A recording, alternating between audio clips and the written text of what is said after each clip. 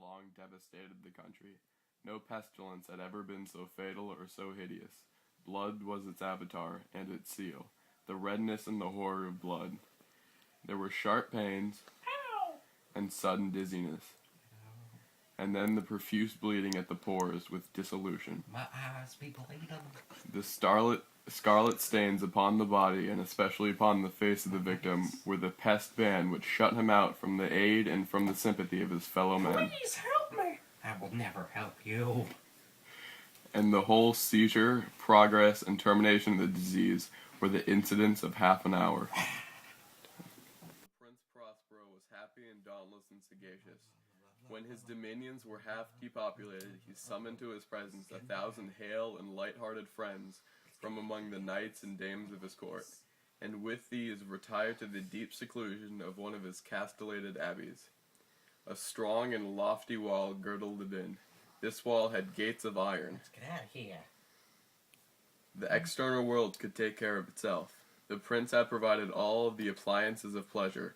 All of these in security were within. Without was the Red Death. No, wait for me! Prince Prospero, I thought we were friends! Prince Prospero entertained his 1,000 friends at a masked ball of the most unusual magnificence. It was a voluptuous scene, that masquerade, but first let me tell you of the rooms in which it was held. There were 7, an imperial suite. The apartments were so irregularly disposed that the vision embraced but little more than one at a time. There was a sharp turn at every 20 or 30 yards, and at each turn a novel effect. At the eastern extremity was hung, for example, in blue, and vividly blue were its windows. The second chamber was in purple, its ornaments and tapestries, and here the panes were purple. The third was green throughout, and so were the casements. The fourth was furnished and lighted with orange.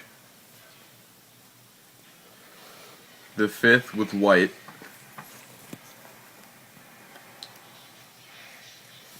And the sixth with violet. Oh, so it's like purple.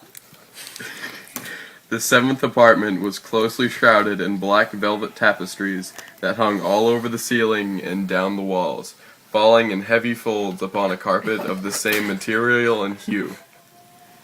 It was in this apartment also that there stood against the western wall a gigantic clock of ebony. Its pendulum swung to and fro with dull, heavy, monotonous clang, and when the minute hand made the circuit of the face, and the hour was to be stricken, there came from the brazen lungs of the clock a sound which was clear and loud and deep and exceedingly musical, but of so peculiar a note and emphasis that at each lapse of an hour the musicians of the orchestra were constrained to pause momentarily in their performance. The masqueraders were grotesque. The music swelled and the dreams lived, and the masqueraders danced to and fro more merrily than ever. Oh my god. Is he okay? I'm concerned. We should call a doctor. Yeah, let's party. Yeah. Yeah. We're done dancing now. There were many individuals in the crowd who had found leisure to become aware of the presence of a masked figure which had arrested the attention of no single individual before. And the rumor of this new presence having spread itself whispering around, there arose at length from the whole company a buzz or murmur expressive of disapprobation and surprise, then finally of terror, of horror, and of disgust. The figure was tall and gaunt, and shrouded from head to foot in the habiliments of the grave. The mask which concealed the visage was made so nearly to resemble the countenance of a stiffened corpse that the closest scrutiny must have had difficulty in detecting the cheat.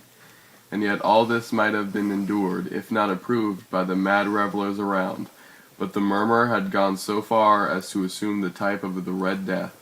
This vesture was dabbled in blood, and his broad brow, with all the features of the face, was besprinkled with the scarlet horror.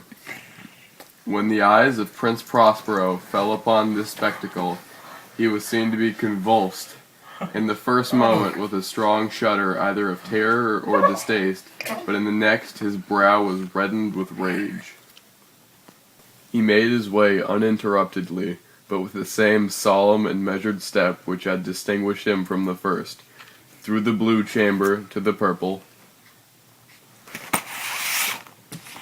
through the purple to the green, through the green to the orange, through this again to the white, and even thence to the violet, ere a decided movement had been made to arrest him. It was then, however, that the Prince Prospero, maddened with rage and the shame of his own momentary cowardice, rushed hurriedly through the 6 chambers. I shall slay thee!